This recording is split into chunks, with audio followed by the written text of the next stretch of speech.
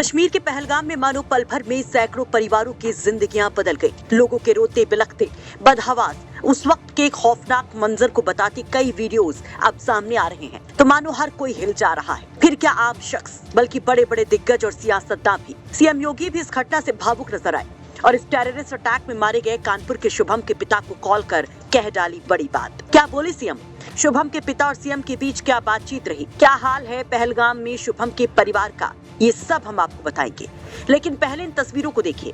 तस्वीरें 2 महीने पुरानी हैं, जब शुभम ने जिंदगी की नई शुरुआत की थी, जिसकी तस्वीरें सोशल मीडिया पर वायरल हो रही हैं, जिसमें शेरवानी पहने, घोड़ी पर चढ़ते, स्टेज पर झूमते, हाथ में जीवन साथी का हाथ थामे शुभम के चेहरे की मुस्कान उसके आकाश भर खुशी को बयां करती है। और इन्हीं खुशियों में 4 चांद लगाने, इन्हें ताउम्र के लिए अजर अमर करने के लिए शुभम पत्नी और पूरे परिवार समेत पहुंचा था कश्मीर के पहलगाम।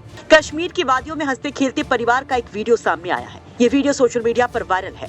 वीडियो में शुभम अपने परिवार के साथ हंसते खेलते होटल के कमरे में दिखाई देता है। दावा किया जा रहा है कि ये वीडियो हमले से ठीक 1 दिन पहले यानी 21 अप्रैल का है, जब शुभम और उसका परिवार होटल के कमरे में खुशियों के कुछ पल साथ बिता रहे थे। इस वीडियो में शुभम के आखिरी शब्द थे, मैं सबको हरा दूंगा।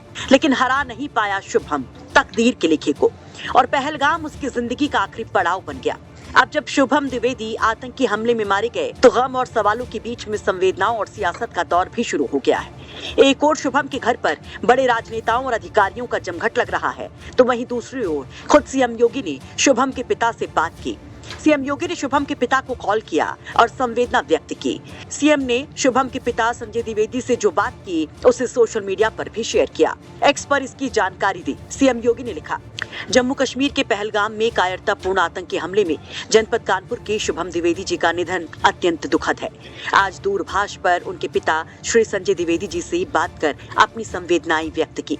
दुख की इस घड़ी में उत्तर प्रदेश सरकार पूरी प्रतिबद्धता से परिवार के साथ खड़ी है। प्रदेश के संबंधित अधिकारियों को पार्थिव शरीर को सासम्मान कानपुर पहुंचाने हेतु निर्देशित किया है। प्रभु श्री राम से प्रार्थना है कि दिवंगत आत्मा को अपने श्री चरणों में स्थान व शोकाकुल परिजनों को ये अथाह दुख सहने की शक्ति दे। आपको बता दें कि शुभम अपनी पत्नी, पिता, माँ, बहन, जीजा और सालियों के साथ परिवार के कुल 10 लोगों के साथ कश्मीर घूमने गया था।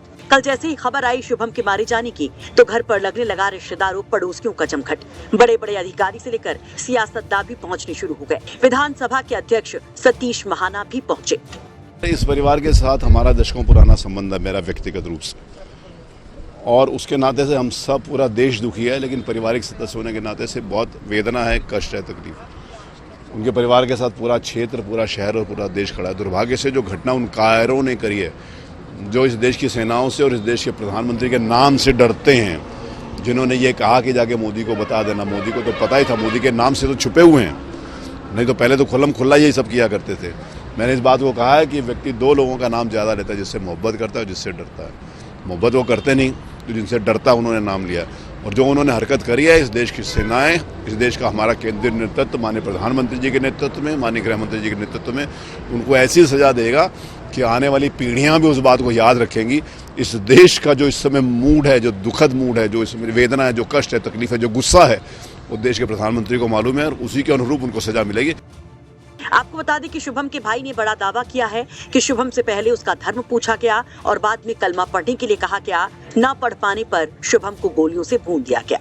पूरा परिवार भी पहलगाम में ही था, पर घुड़सवारी करते हुए कुछ लोग ही ऊपर गए थे, जिसमें भैया और भाभी साथ में बैठ करके वहाँ पर मैगी वगैरह खा रहे थे। तो भाभी ने ये बताया कि वहाँ पर 2-3 लोग अंदर आए, जो कि वर्दी में थे, यूनिफॉर्म में थे, और उन्होंने आते ही भैया से पूछा कि क्या तुम मुसलमान हो। तो बहुत ही मतलब अजीब सा ये क्वेश्चन था उनके लिए, तो उन्होंने बहुत बिल्कुल नेगलेक्ट किया उसको। उसके बाद उसने कहा कि तुम कलमा पढ़ के सुनाओ अगर मुसलमान हो तो भैया ने उसे कहा, अरे जाओ, परेशान मत करो। बस इतनी ही बात उन्होंने कही थी।